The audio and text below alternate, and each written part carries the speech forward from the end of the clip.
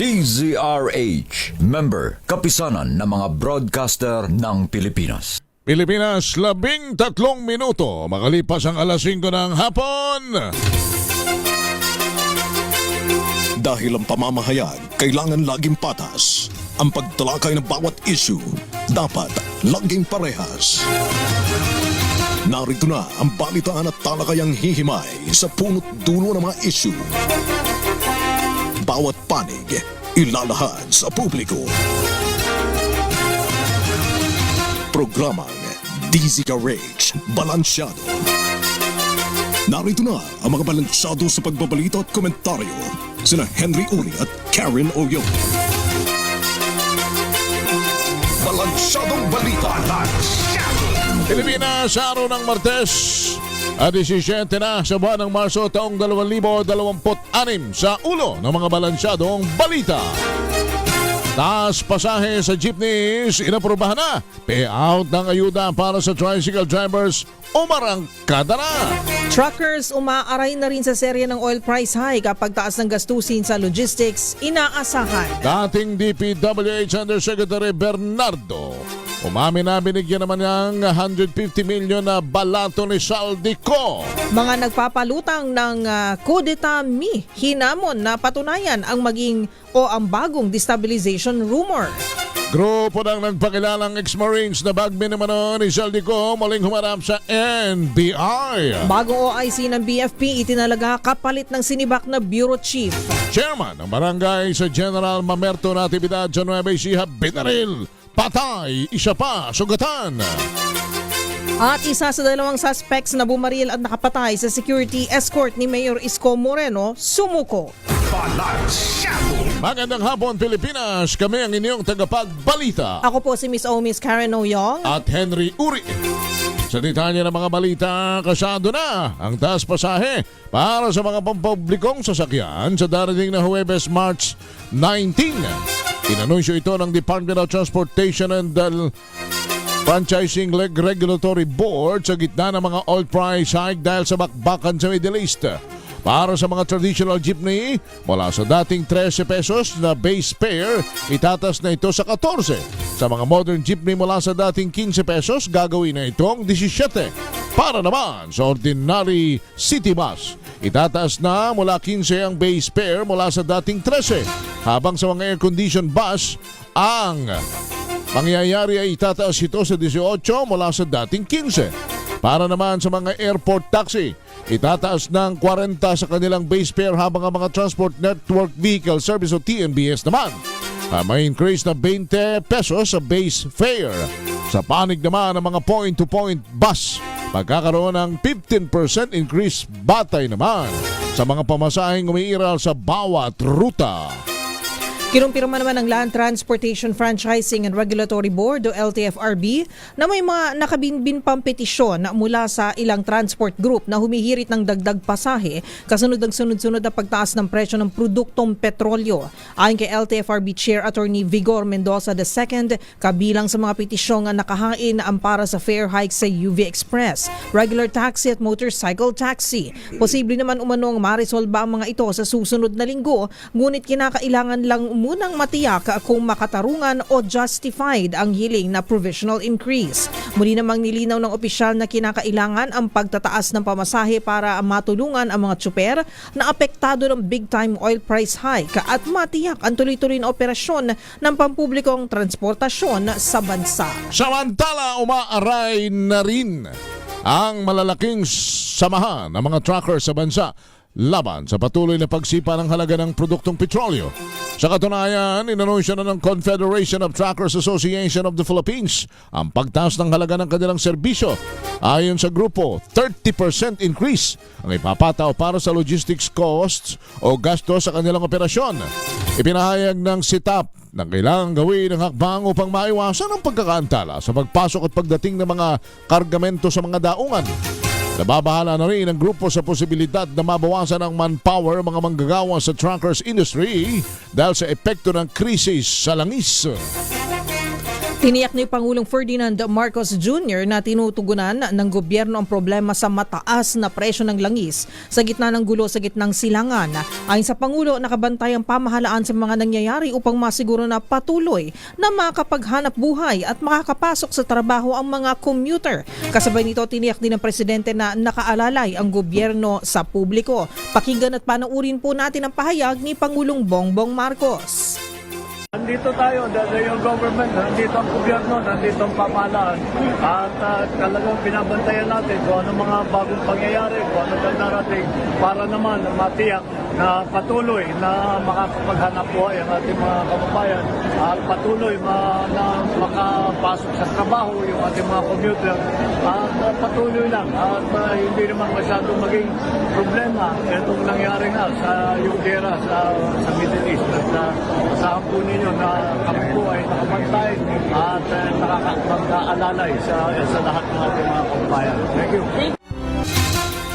Samantala, sinimulan na rin ng Department of Social Welfare and Development ang pamamahagi naman ng 5,000 cash relief assistance sa mga nasa crisis situation o yung individual and crisis situation bilang tulong sa mga transport workers na pinaka-apektado ng all crisis sa Middle East. Ito yung upang maibsan ang epekto ng mataas na presyo ng langis bunsod ng sigalot sa gitnang silangan. Nagpasalamat naman ng mga driver sa tulong na umano'y malaking bagay upang maitawid kahit papaano ang araw-araw nilang pamumuhay. Target naman ng pamahalaan na tapusin ngayong linggo ang pamamahagi ng tulong pinansyal sa mga tricycle drivers sa Metro Manila. Sa panayam kay DSWD Secretary Rex Gatchalian, sinabi nitong sa susunod na linggo ay sisimula naman ang payout para sa jeepney and TNVS drivers. Tiwala si Gatchalian na sa loob ng 2 linggo bago mag-Holy Week ay matatapos na lahat ng sektor na natira, pati mga service delivery. Kaya pagkatapos niya ng mahal na araw ay lalarga na ang pamamahagi sa mga probisyon naman sa buong bansa. Ayon sa kalihim, ang 5,000 cash assistance ay mula sa Assistance to Individuals in Crisis Situation o AICS program. Layo nitong maibsan ang epekto ng mataas na presyo ng produktong petrolyo sa sektor ng transportasyon. 20 minuto na makalipas ang alas 5 ng hapon. Samantala, maaari namang i-adapt ng mga pribadong sektor ang flexible work arrangement sa gitna ng patuloy na pagtaas ang presyo ng produktong petrolyo, epekto ng gulo sa gitnang silangan. Ayon sa Department of Labor and Employment, pwede naman gawin ang 4-day work week o work from home scheme upang makabawas na sa operational cost at maprotektahan ang mga manggagawa. Ngunit binigyang din naman ng DOLE na ito'y voluntary lamang, lalo na at may mga trabaho na hindi kakayanin ng ganitong setup na posibleng makaapekto sa ekonomiya. Pinatitiyak ni Senator Amy Marcos na mararamdaman ng publiko kapag binawasan o suspindihin ang excise tax sa presyo ng langis kapag naaprubahan na ang panukalang batas para sa emergency power ng Pangulo. Ito ay dahil sa pangamba na ang mga malalaking negosyante, partikular na mga oil companies, ang makinabang sa bawas excise tax at hindi aabot sa mga ordinaryong mamamayan. Ayon kay Senator Amy, kailangan din matiyak na ang kita ng gobyerno na mawawala mula sa suspensyon ng excise tax na tinatayang nasa 260 billion pesos ay mahanapan ng kapalit upang magamit na pang-ayuda. Pakinggan at panoorin po natin si Senator Amy Marcos. Medyo kinakabahan ako dito sa excise tax kahit boboto tayo dyan. Ang problema talaga, kinakailangan na very calibrated yung response. Siguraduhin natin na ipapasa yung discount sa taong bayan. Baka naman manatili pa rin sa 100 halos, 110 pa papalo this week. So, yun ang kinatatakutan natin. Wala lang ang pera, ang kabanbayan para ibigay yung ayuda, pagkatapos hindi pa babagsak ang presyo ng petrol products. 22 minuto na makalipas ang alas 5 ng hapon, inamin ni dating DPWH Undersecretary Roberto Bernardo na siya ay binigyan ni dating Congressman Saldico ng 130 million bilang balato para sa maayos na transaksyon. Ginawa ni Bernardo ang pahayag sa kanyang kauna-unahang testimonya sa Sandigan Bayan bilang state witness sa flood control scandal. Ayon sa dating opisyal ng DPWH, unang binigay sa kanyang 100 million na ipinadaan kay dating DPWH First District Engineering Office District Henry Alcantara at ang karagdagang 30 million naman ay pinadala sa pamamagitan ni dating DPWH 4B Director Gerald Pacanan. Nang tanongin ni Sandigan Bayan Associate Justice Kevin Bebero kung saan kung kailan naganap ang transaksyon.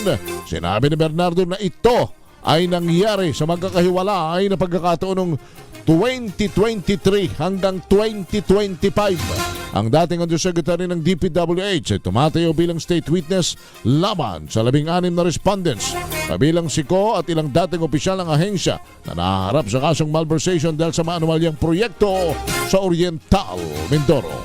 Aminado si Defense Secretary Gilberto Teodoro Jr. na walang kapasidad ng Pilipinas na magpadala ng puwersa sa Strait of Hormuz. Kasunod ito ng panawagan ni US President Donald Trump sa mga bansang nakadepende doon para sa kanilang supply ng langis na magpadala ng mga warship para mag-escort ng mga oil tanker na hindi makadaan dahil sa pagharang ng Iran. Pero sa ambush interview, sinabi ng kalihim na prioridad ng Pilipinas ang sumuporta sa mga hakbang at panawagang magpapahupa ng tensyon sa gitnang silangan. Bukod sa epekto sa ekonomiya dulot ng oil crisis, pangunahing alalahanin din ng gobyerno ang kaligtasan ng mga OFW na maaring madamay sa walang habas ng mga missile attacks. Pakinggan at panuurin po natin si Defense Secretary Gilberto Teodoro Jr.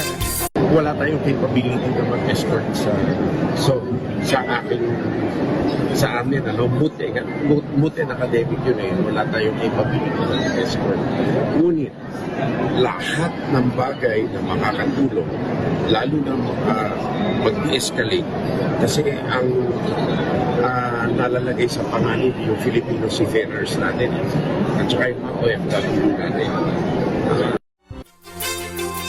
Samantala, sa iba pang mga balita, mismong si dating Budget Secretary Amena Pangandaman umano ang tumanggap ng ilang maletang pera mula sa nagpakilalang ex-Marine at security aide ni resigned Congressman Saldico. Ito naman ang isiniwalat ni Attorney Levy Baligod sa kanyang pagbalik sa National Bureau of Investigation kasama ang 18 dating sundalo. Ayon sa abogado, nangyari ang delivery kay Pangandaman sa basement 3 ng Horizon Homes. Nang tanungin kung may matibay na ebidensya laban sa dating kalihim positibong tumango si Baligod. Pero aminado siya na hindi lahat na ng inaakusang politiko ay direkta o personal na tinanggap ang flood control kickbacks.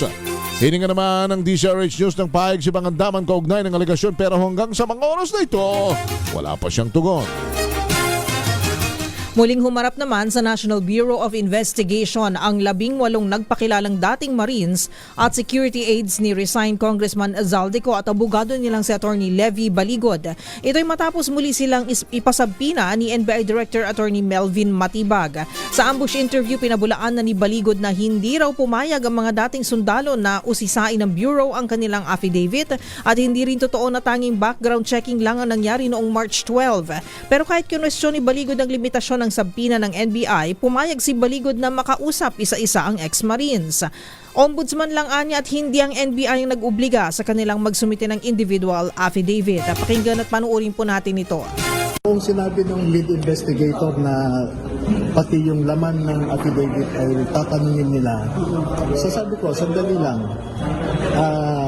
mukhang lalampas kayo doon sa ibinigay sa inyo na authority, yung delegated authority.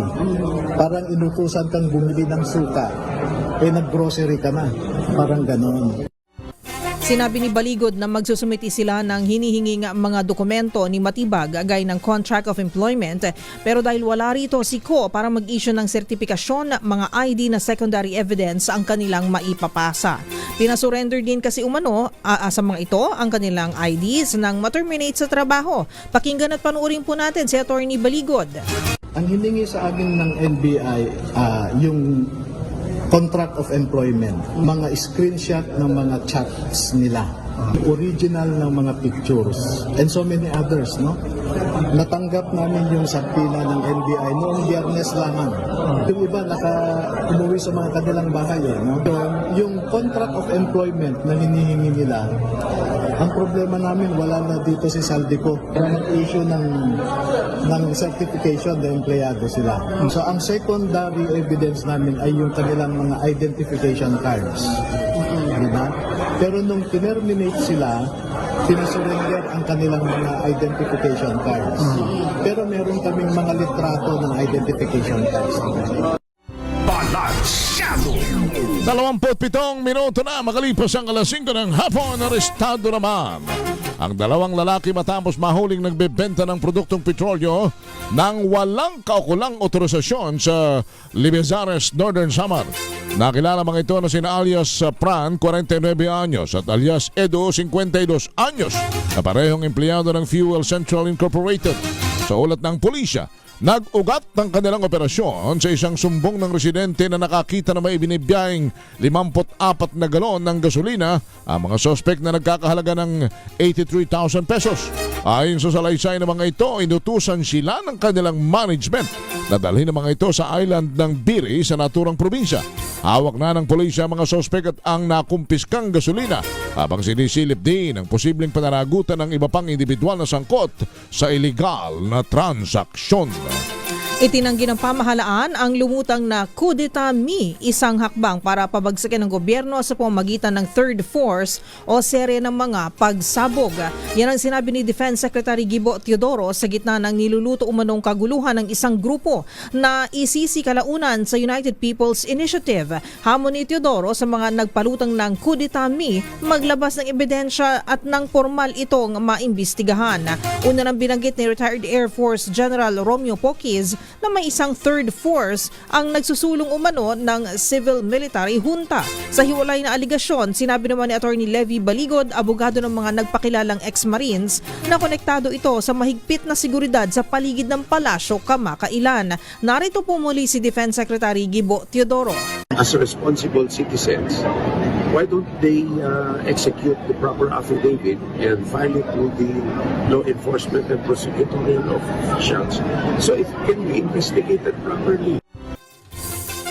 Samantala, patay ang punong barangay ng Kabulihan sa General Mamberto Natividad, Nueva Ecija na si Arthur Bautista matapos pagbabarilin naman ng mga hindi pa nakilala mga sospek kaninang umaga.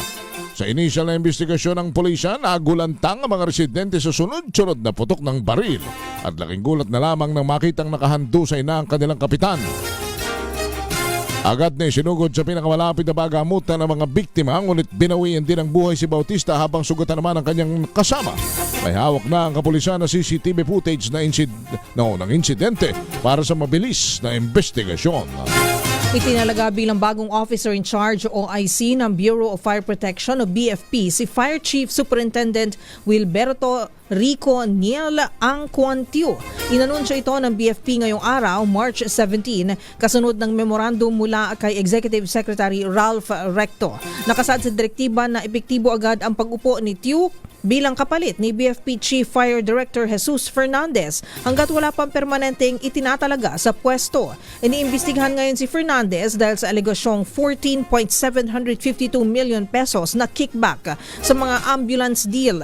Una nang humiling ang DILG sa ombudsman na patawan si Fernandez ng preemptive suspension habang gumugulong ang investigasyon. 31 minuto na makalipas ang alas 5 ng hapon. Sumayin nyo na mga balita sa Balansyado. Kami ang inyong tagapagbalita. Ako po si Miss Miss Karen Oyong. At Henry Uri. Bodyguard, isa sa close-in security ni Mayor Isko Moreno ay sumuko na. Actually, I stand corrected. Hindi yung pumatay, kundi yung driver nung sinakyan nung pumatay. Tama yun, Kuya Boy, driver nung sa sinakyan nung pumatay. Kasi ang sabi yata nung, kung di ako nagkakamali, nung sumuko, hindi naman daw siya ang pumatay dahil wala naman daw siyang dala. May dala lang daw yung mismong bumaril. Si RH, nandiyan na ba si Boy? Hinga natin ng follow-up report na si Boy. Pero nauna nga kanina, free-nash report din ni Boy ito, kusang sumuko sa pulisya ang isa sa suspect sa likod ng pagpatay sa retiradong pulis at security escort na si George Capistrano. Andiyan na si Boy. Boy! Ready na? Okay. Follow-up report, Boy! Henry, Karen, ininunsyo nga kanya ni Manila Mayor Isko Moreno, tumagaw siya na sumuko na ang driver, suspect sa pagpasang sa retiradong polis na si George Capistrano habang nagpapatuloy pa ang manhunt laban sa gunman, umalig gunman. Kinilala ng alkalde ang sumukong suspect na si Bulacao Elias Tiboy na voluntaryo sumuko sa tulong ng isang barangay opisyal matapos sikayatin ng mga otoridad. Ayon sa alkalde, malaking hakbang ito sa investigasyon matapos ang masinsinang follow-up operation at intelligence gathering ng Manila Police District. Sa kanyang Talk to the People broadcast kanina, sinabi ni Yorme na nagbibigay na ng mahalagang impormasyon ang suspect upang matukoy ang iba pa mga sangkot sa krimen. Inamin umano ng suspect na siya ang driver ng motorsiklo sa insidente, ngunit itinuro ang kasamahang si Albert Magdaraog alias Albert bilang bumaril sa biktima. Patuloy naman ang operasyon na pulisya upang madakip si Magdaraog at iba pang mga membro ng grupong pinaniniwalaang bahagi ng isang rooming robbery hold-up syndicate na kumikilos sa Metro Manila at mga karating lugar. Binaril at napatay si Capistrano bandang alahating gabi ng Marso 15 sa Salonga Street, kanto ng Buendia Street sa Barangay 134, Balut, at ay isinugod sa Tondo Medical Center, ngunit idineklarang dead on arrival. Ito si Boy Gonzales para sa Disarasyon sa Pilipinas, una sa Pilipino. Thank you, Boy Gonzales. At para madagdagan ang atin pahong impormasyon tungkol dyan, alam po ninyo, partner, mga kababayan, ito hong pangyayaring ito ay dapat nating malimin ng mabuti sapagkat ang Maynila ay salamin po at kapital ng buong bansa. Kanya hindi po pwedeng maging magulo ito, hindi rin po pwedeng mangyari ang maraming krimen dito at sa mabilis namang pag-aksyon ng mga polis at siyempre ng kanilang alkalde ay nasusupil po ito. Kanya dapat malaman ng mga kriminal na wala silang lugar sa Maynila. Hindi sila magkakaigir yan, sabi nga ni Mayor Isko. Pag ginawa mo yan sa Maynila, hahalughugin namin ang buong bansa. Yun ang matigas, partner, na binitawan ni Mayor Cois.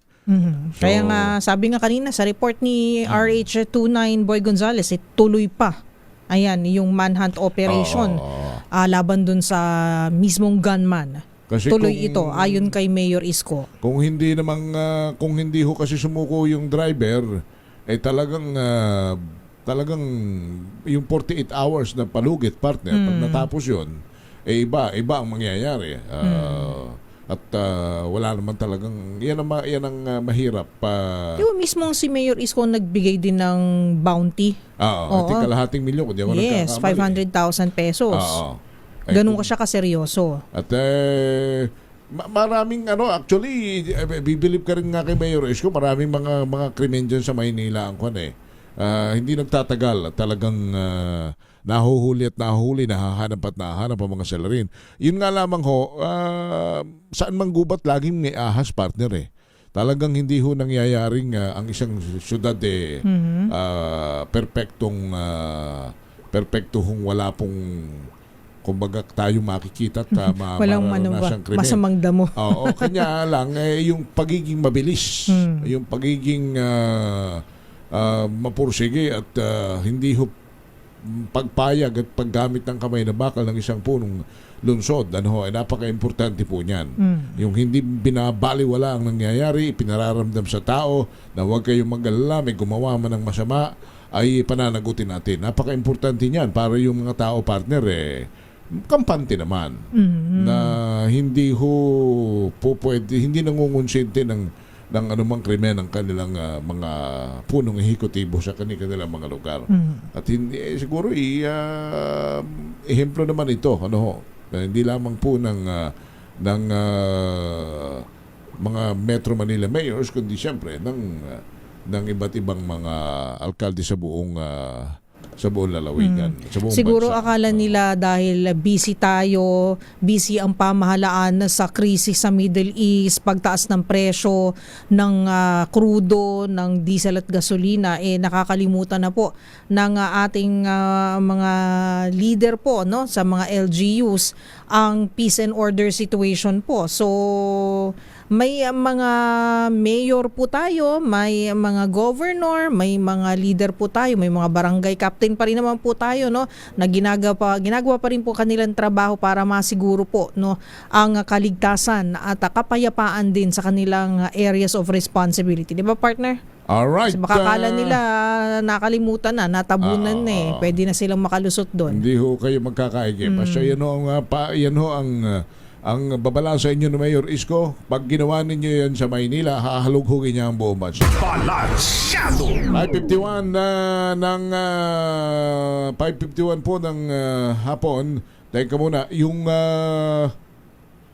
pamimigay ng ayuda sa mga driver may sige. Pagkatala mo partner, muli nating ipinapaalala ho dun sa mga driver na nakatanggap, lalo yung mga tricycle driver although walang kondisyon kasi ang gobyerno, walang kondisyon ang DSWD. Yan po ang sabi ni kahapon ng tagapagsalita ng DSWD si ASEC Irene Dumlao.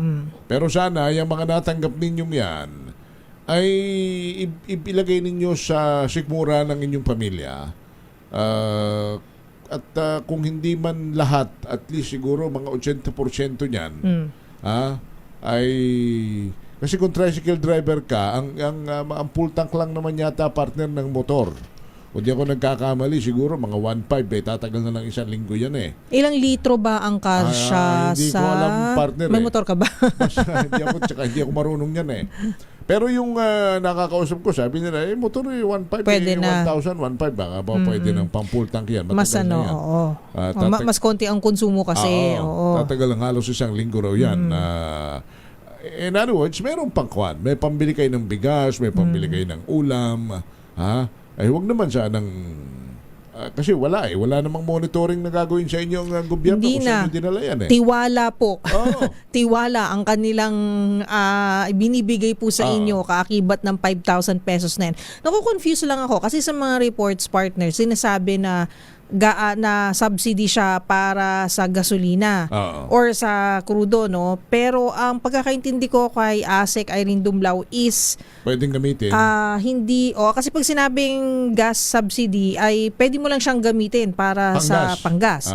Pero tulong kasi ito, di ba? In crisis situation. Yes, yung AIX, di ba? Parang ala AIX siya. So, pwede siyang ibili ng grocery, ng bigas, ng pagkain, pambayad sa kuryente, tubig, kasi cash ibibigay.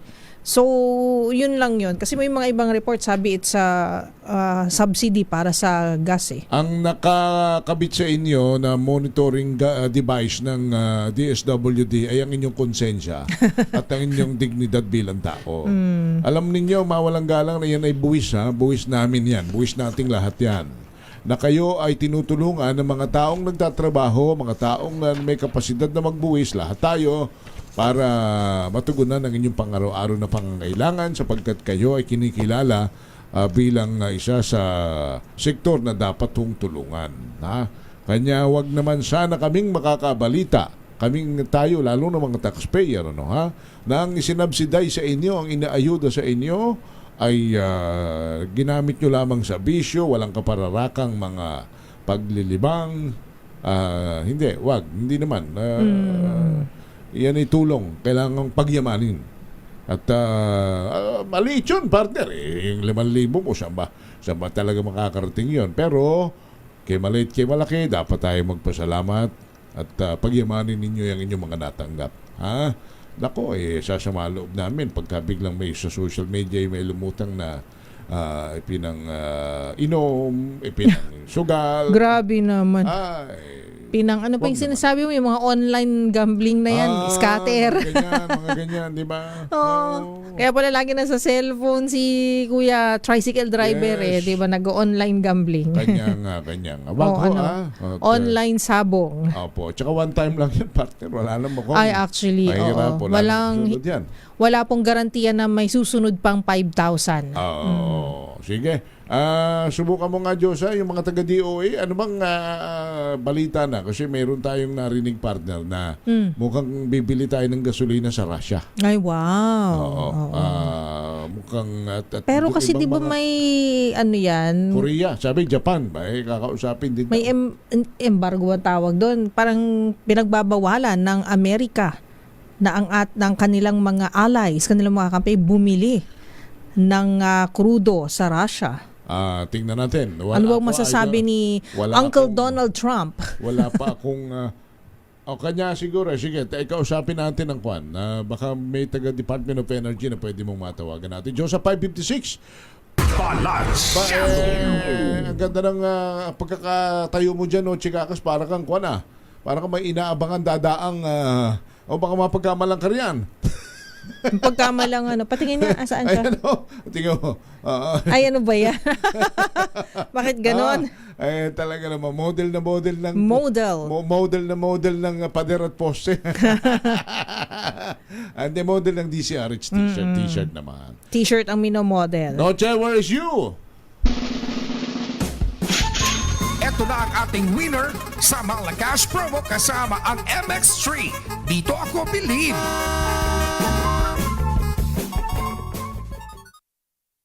Henry, Miss Kay, tuloy-tuloy pa rin yung ating pamimigay ng 1,000 pesos sa pamamagitan din ng MX3. Ito naman sa Maguindanao Avenue, Barangay New Lower Bikutan sa lungsod ng Taguig. Ayan, pakikita natin. Kasi kanina dito, Kuya Henry, ito tambayan ng mga, mga marites. Ayan.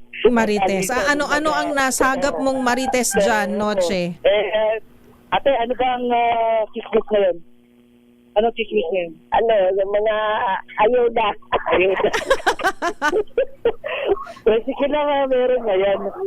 Ano ba ang nito yung mga ayuda? Para saan? Sa mga kaitin. Sa senior.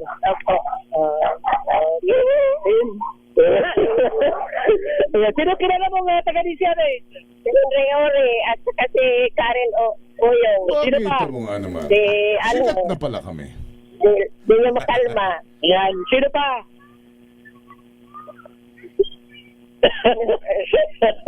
Sino Chikakas? Hindi Si mo kilala? Noche Kakas. Tuwa-tuwa dahil kilala pa nga doon yung mga writer natin eh. Yung mga nagbinuwas sa ito. Ilang taon na si nanay? Yan. Ilang taon na si nanay? Ilang taon na po kayo? 74. Aba, 74. Parang mga 65 lang si nanay, ano? Lang 75. Parang 65 lang eh, oh. 74. Hindi halatang 70 plus na si nanay. Ano pa ka naman nila? Talent Arellano. Okay, dahil dyan sa iyong pakikinig pa nunod ng DCR8, meron ka lang agad na 1,000 dollars. Ayun na ang ayuda. Yes. Oh. 1,000. Tuloy-tuloy yung aming ayuda. At hindi lang yan, dahil kung ka ng DCR8, kaibigan ka pa namin. Ayan, yung Ayun, kita mo, may macho dyan pa si Toroy. Utoy. Yan, MX3 Pakistan, nanay. At hindi lang yan, meron pa Ito. Parang bulating inasnan sa ulo eh, no? Parang kayo, bunati sila dyan eh. May pagkakailangan ko Henry. At syempre, pag pula na, meron kaming na payo. Ayun. Ayos. Ito mga. Nay, yung MX3 palagi ninyong gagamitin para lalo kayong... Oo. Sabi mo yung MX3 laging gagamitin para lalong lumakas at lumusog at humaba ang buhay. Oo, yung MX3 pampalakas, pampahaba ng buhay. Kano yung mga pagkakang mo, Marites? Ayun na. Naghahanap ng Marites sa Marisol. Marisol. Okay, so para naman sa mga gusto manalo ng 1,000 pesos, manatiling nakatutok sa DCR8 sa aming DCR8 sa Malakas sa promo. Siyempre, kasama ang DCR8 MX3 dahil malay nyo naman, kayo na ang nasusunod na maswerteng manalo sa aming pa-promo. Aris na 27, sila ka sa DCR8, una sa Pilipinas, una sa Pilipino. Thank you, Noche Thank you. At Kakas. congratulations kay Mother Dearest. Salamat din sa MX3. Balansyado. Kasi ang reklamo sa atin, actually partner, pati naman tayo nakakakita ng bakit ba hindi pare-pareho ang presyo ng mga gasolina sa gasolinahan? Ha? Pare-pareho silang tumaas. Pero Pare-pareho iba-iba tumaas. yung presyo. Pero merong sobrang taas. Meron namang konti lang ang itinaas. At meron namang mura. Ano? Siyempre. May mura pa ba? Parang wala na akong Hindi, nakikita. mura in the sense na pag ikinumpara mo naman doon sa 100 plus, 90 Ay, oo. plus, masasabi pa rin mas mura ng kaunti. Oh. Kasi May gasolinahan dito sa may malapit sa atin. Parehong kumpanya, parehong kwan. Bakit ito nakita ko nung isang araw, parang nabudol ako dun sa una kong pinagpagasolinahan. Kasi So- pag-usad ko ng kaunti, mas mura pala. Oo. Alam mo, ang secret dyan, dun ka sa mahaba yung pila. Kasi ibig sabihin nun, Kanya nga, dun yung mura. ako naman, doon ako dumaan kasi sabi ko, siguro naman pare-pareho lang sila kasi Kasi same company, same brand. Kumbaga, kaya pala tama ka, parang nung dumaan ako dadalawa lang kaming nagpagasolina kaya pala mahal.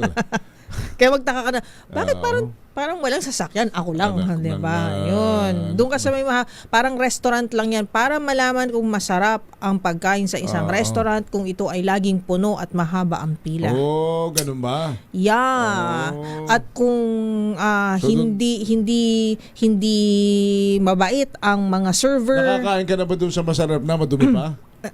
ay parang hindi. Di ba ganun ang sabi nila? So, anyway, kidding aside, talagang lahat po tayo, naghahanap na tayo ng mga paraan para makahanap ng murang Although, gasolina tsaka diesel. Naintindihan naman natin, sabi naman mismo ng Department of Energy, depende kasi yan sa lokasyon, tama naman. Halimbawa naman ay kung nasa Oo. malayo probinsya ka, you expect na talagang mahal dahil bago makarating sa kanila ang gasolina, ang diesel, Siyempre, malaking gastos.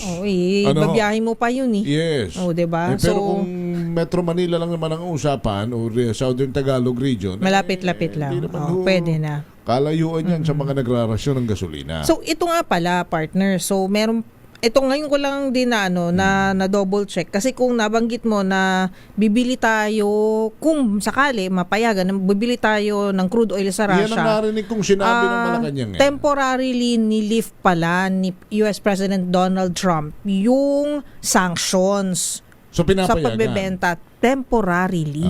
So yung mga kalyadong bansa ng Amerika pwedeng bumili sa mga ibang mga Oo. bansa kahit na in conflict with America. Ang tanong kung magbebenta sila sa atin. Kasi malamang sila din, nangangailangan din sila ng crude oil. 'Di ba? Kasi global crisis na 'to eh. May epekto na 'to sa buong mundo, 'di ba? So kung ako ang Russia, kung ako lang naman 'yon, Oo. syempre unahin ko yung bansa ko na kailangan ma-secure ko muna na meron kaming Hindi ko pa enough. nakakausap kasi si Vladimir, huling pag-uusap namin noong linggo eh. Ganun ba? Oo. Ako nga, hindi pa niya ako tinitext kasi wala pang Hindi update mo ba eh. nakakausap si Donald? Hindi pa. Busy pa eh. Si Donald. Mainit ang ulo kasi ayaw siyang tulungan ng Australia, ayaw siyang tulungan ng France, ayaw din siyang tulungan. Yung UK medyo, si Starmer, hindi si naman. Prime Minister, Kasi- I'm not so sure.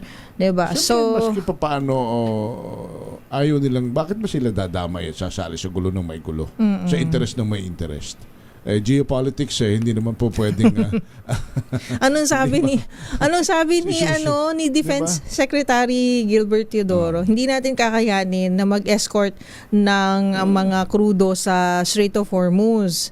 Kung dahil inihikayat ni US President Trump, tama ba pagkakaintindi ko na hindi naman yan kailangan natin yung krudo, kailangan tayo ang mag-escort, ganun ba yun? although we are ally, but we have also to protect our sovereignty. Hindi naman Oo nga eh. hindi naman ho yan away, Parang- hindi naman away inuman lang yan eh. Parang naisip ko nga, teka, hindi naman tayo nagsimula nung gulo Hindi naman away, hindi naman away kapitbahay lang yan na pag nakita mo binababag yung kamag-anak mo o yung pinsan mo makikisali ka. Hindi naman ho ganyan yan.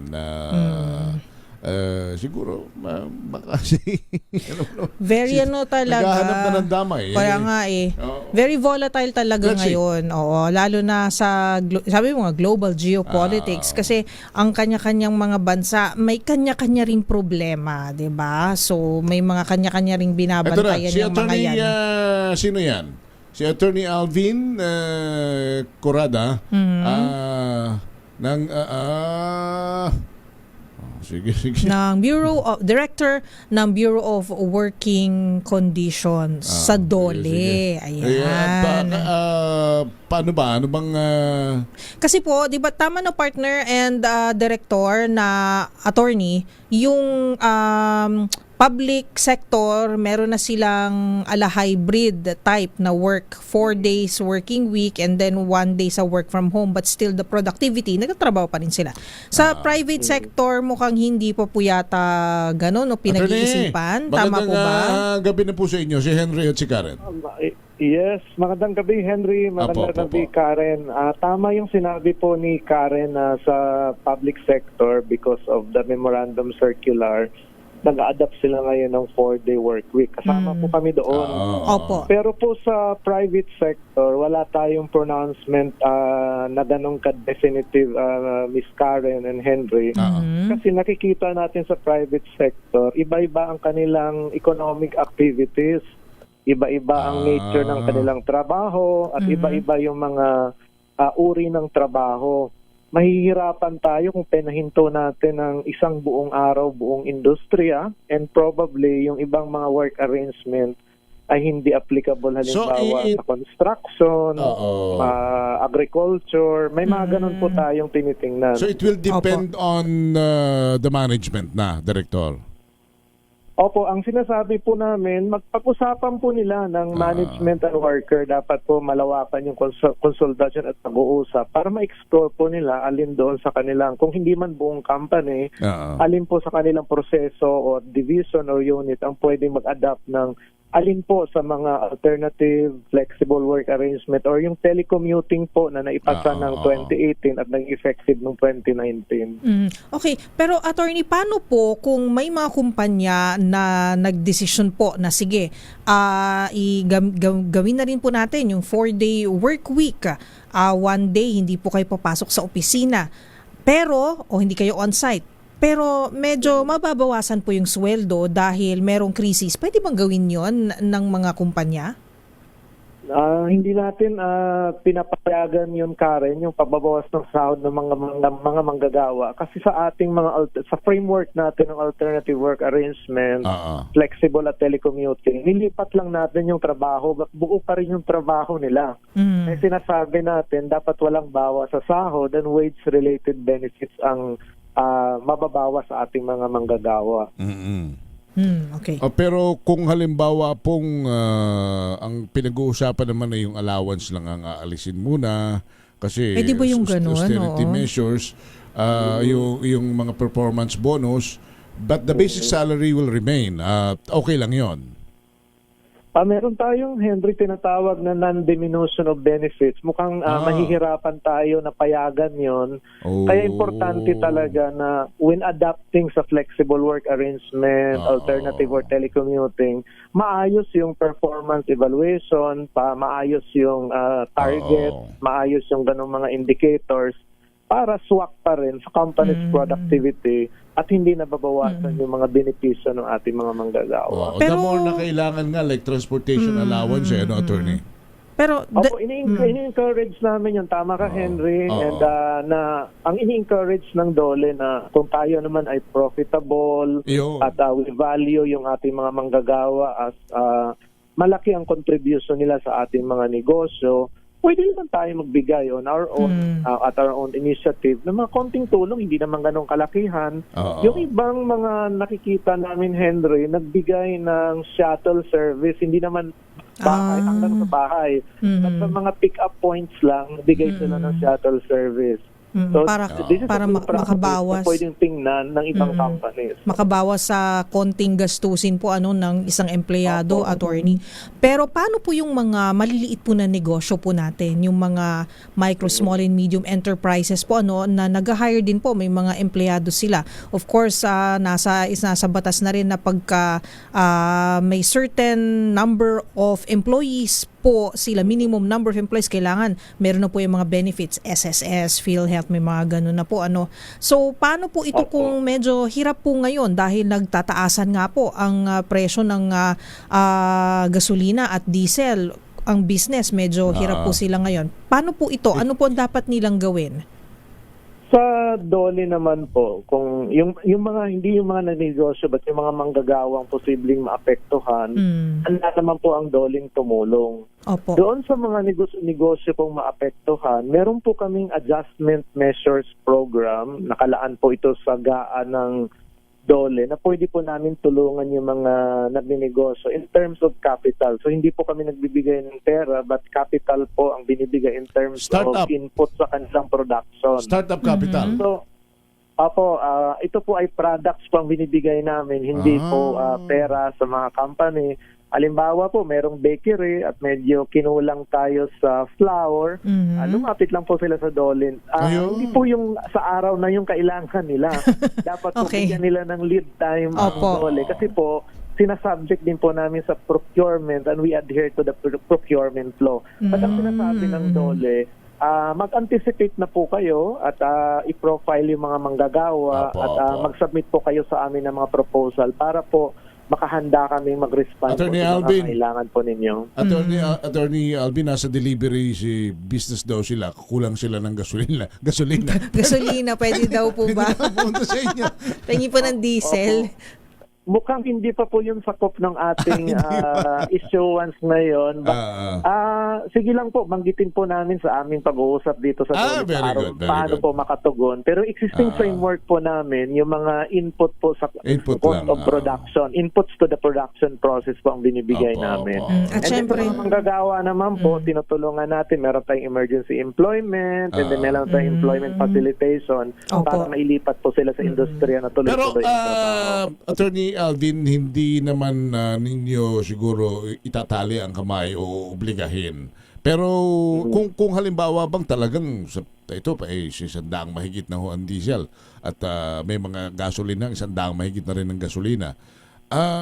Kung kayo ba ang kumbaga hihinga ng kaunti namang haplos sa mga employer sa pribado dapat magpatupad na rin sila siguro noong ilang mga work from home tawag riyan, scheme. Opo, tuloy-tuloy po yung aming pag-uusap, tuloy-tuloy po yung aming pag-create ng mga scenarios. Isa po yan sa mga pag-uusapan namin. Pero kahit nga po ngayon na wala pang yung ating mga existing na framework, applicable naman po, voluntary lang po, kailangan mag-usap po talaga sila. Pero kung ang intention, Henry, ay sa pilitan o mandatory, mukhang mahihirapan tayo kasi it will impact sa ating economic activity. Baka po apektuhan yung GDP natin and ultimately yung employment po natin. Siguro yung mga nasa manufacturing and production medyo mahirap sa ganyan Pero yung mga admin works pwede pa pwede siguro. po yun. Yung mga admin works, support services. Baka po mabilis makalipat po yun. But kung manufacturing po ang sakupin natin, baka po maapektuhan yung ekonomiya po natin. Lalo po tayong hindi makaahon sa anumang haharapin po natin. Siguro itanong ko na rin kung sakop nyo po ba ang issue po na yung ating mga OFWs naman po na uuwi galing sa Middle East at baka mga ilangan po sila ng trabaho dito kasi nga po dahil sa kaguluhan doon ay magdesisyon na po sila na dito muna po sa Pilipinas mamalagi. Ano po ba ang nakahanda po na mga programa siguro po o tulong po sa kanila na DOLE, lalo na kung naghahanap rin po sila ng trabaho dito? Opo, tuloy-tuloy naman po yung coordination ng DOLE sa Department of Migrant Workers.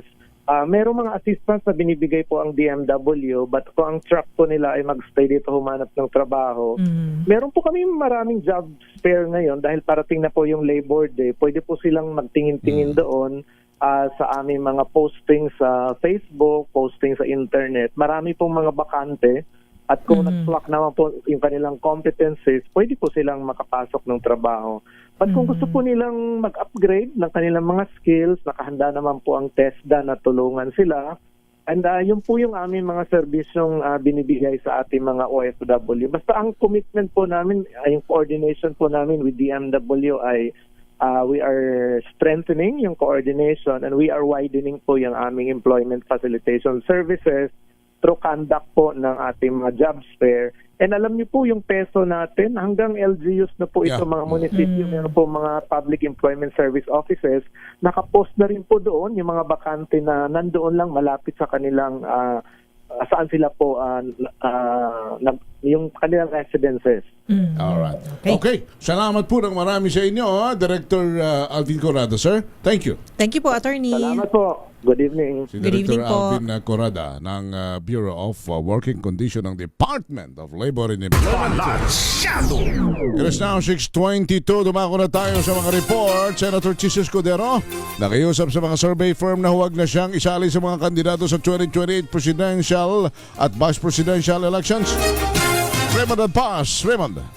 Nakiusap si Senador Francis Chis Escudero sa lahat ng mga survey companies na huwag nang isali ang kanyang pangalan sa mga pagpipilian sa mas mataas na posisyon para sa 2028. Sabi ni Escudero, ilang beses na nitong inihayag na wala siyang intensyon na kumandidato sa mas mataas na posisyon sa 2028 election. Ang pagkasama ng kanyang pangalan na pagpipilian bilang presidente at vice-presidente ay nakagugulo lamang umano sa mga survey. Paliwanag ng senador, dapat lang tanggalin ang kanyang pangalan sa mga survey para lumabas ang totoong pangalan at mga probable candidates.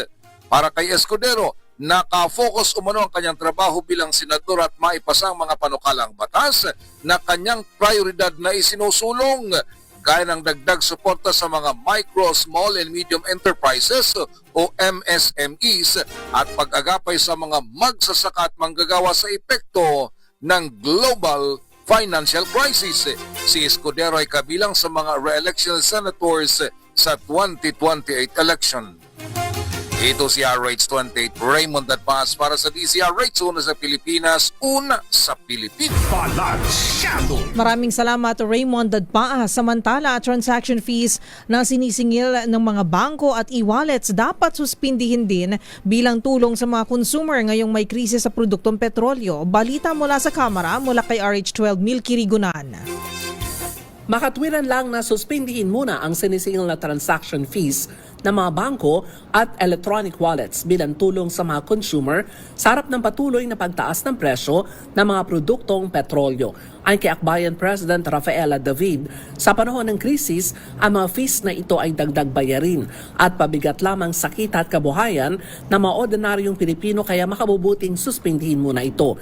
Kabilang sa panawagan ng temporary suspension ay interbank ATM withdrawal fees, 15 pesos, cash-in fees for e-wallets gaya ng GCash at Maya na 5 pesos up to 25 pesos at bank transfer fees na 10 pesos hanggang 20 pesos via InstaPay. Una rito, ilang panukalang isinusulong niya Akbayan Representatives Shell Jokno, Percy Sandanya at Dada Kiram Ismula.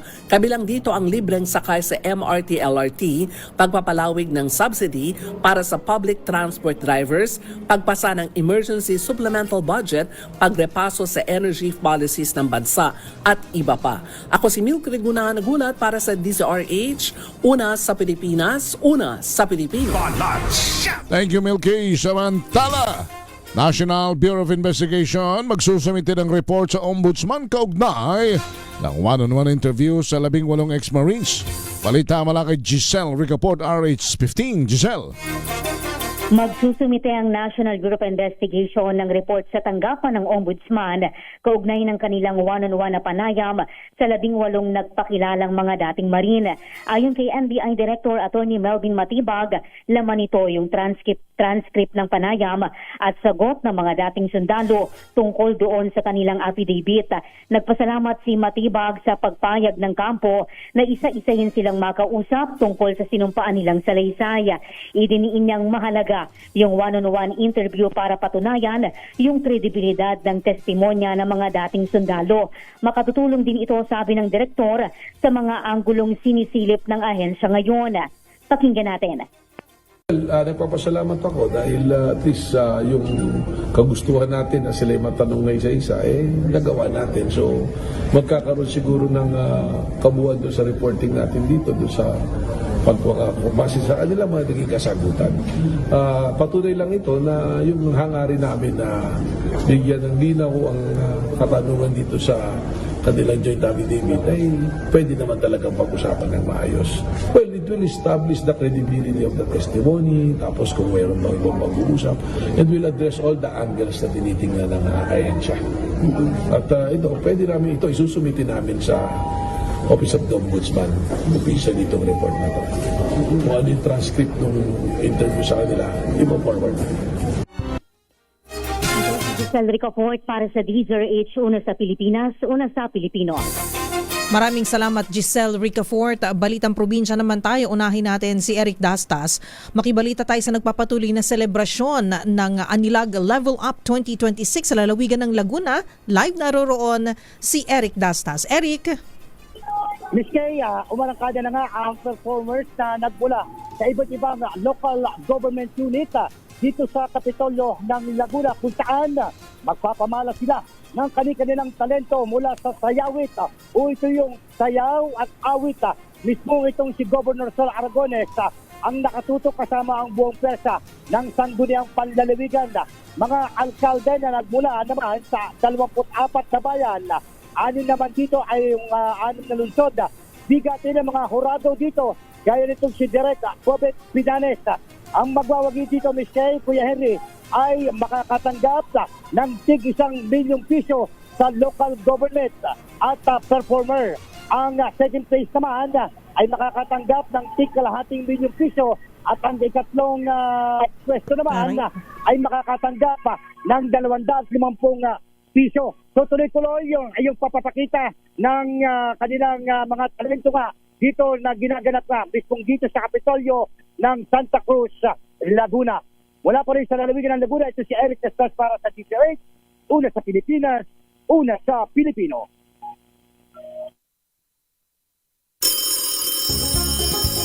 Makinig maigi! Ito na ang chance mo na manalo ng instant 500 pesos kapag darinig mo na ang mahiwagang kring kring. Tingnan mo na ang iyong cellphone, baka ikaw na ang susunod naming winner sa kring kring panalo malakas sa telepono. Paano sumali? Bisitahin ang Facebook page ng DZRH, fill up pa ng Google Sheet na nakapin sa DZRH FB page at hintayin ang aming tawag sa telepono. Kling-kling na! Ayun, habang tinatawagan natin ang ating potential kring-kring panalo, kring-kring panalo promo winner, baliktad-baliktad na. Unahin muna natin ang ating showbiz report, gasolinahan ng pamilya ni Donnie Pangilinan. Sana all may gasolinahan, ano? Nagpatupad ng 3 piso na tapyas sa diesel sa gitna ng oil price hike at umani ito ng papuri sa mga netizens. Saan ba ang kanyang branch makapagkarga na nga doon? Ibalita mo yan, Josa Cruzat. Hindi lang sa aktingan, kundi pati sa pagtulong sa komunidad, bida ngayon ang aktor na si Donnie Pangilinan. Sa gitna ng sunod-sunod na pagsirit ng presyo ng produktong petrolyo, umani ng papuri ang pamilya ni Donnie matapos magpatupad ng 3 pisong tapyas presyo sa kada litro sa diesel sa kanilang gasolinahan sa South Forbes, Cavite. Ayon sa post ng kanyang ama na si Anthony Pangilinan, nagsimula ang bawas presyo ngayong araw. Aminado si Anthony na ideya mismo ng anak na si Donnie ang naturang hakbang kahit na hindi ito paborable sa kanilang kita. Sa kanyang Facebook post, sinabi ni Anthony na bagamat hindi pasok sa usaping negosyo ang ginawa nila, ito naman ay 100% na naaayon sa kanilang misyon na suportahan ang mga nangangailangan sa komunidad. Tiniyak naman ng pamilya na pananatilihin nila ang bawas presyo hanggat kaya ng kanilang operasyon. Dahil dito bumuhos ang pasasalamat mula sa netizens at motorista na humanga sa malasakit ng pamilya Pangilinan sa gitna ng krisis sa ekonomiya. Ito si Josa Cruzat nag-uulat para sa DZRH, una sa Pilipinas, una sa Pilipino. Thank you, Josa. At kung namigay si Donnie ng 3 pesos per liter partner, mamimigay naman tayo ng 500 pesos per tawag. Ay, wow! Ito na. We have a winner sa ating kring-kring, si Christine Domingo ng Talavera. Christine? Hello, Christine. Hello po. Hello. Sige. Hindi ka na namin pagtatagalin. Anong himpilan ng radyo ang una sa Pilipinas, una sa Pilipina, una sa mga taga-Talavera? DZRH po. Ayun! Congratulations, meron kang 500 pesos in gasolina. Hindi, in Gcash. Pwede mo nang ipabalato yung kalahati niyan at ibili ng house and lot yung kalahati. Ay, wow. Thank you, Christine. Salamat, Christine ng Nueva Ecija. At yan na po ang kalipunan ng mga balita at talakayan sa Balansyado. Lagi nating paalala sa inyong lahat, kung gusto nating umasenso sa buhay, huwag gagawa ng masama sa kapwa, bagkus gumawa ng mabuti palagi. Dahil ang paggawa ng mabuti ay hindi magbubunga ng masama. At tandaan na help is wealth. Susunod na po si Usapang Legal kasama si Attorney Rina Seco. Kami po ang inyong nakasama. Ako si Henry Uri. At ako po si Miss Karen Oyong. Bye! Bye! Balansyado!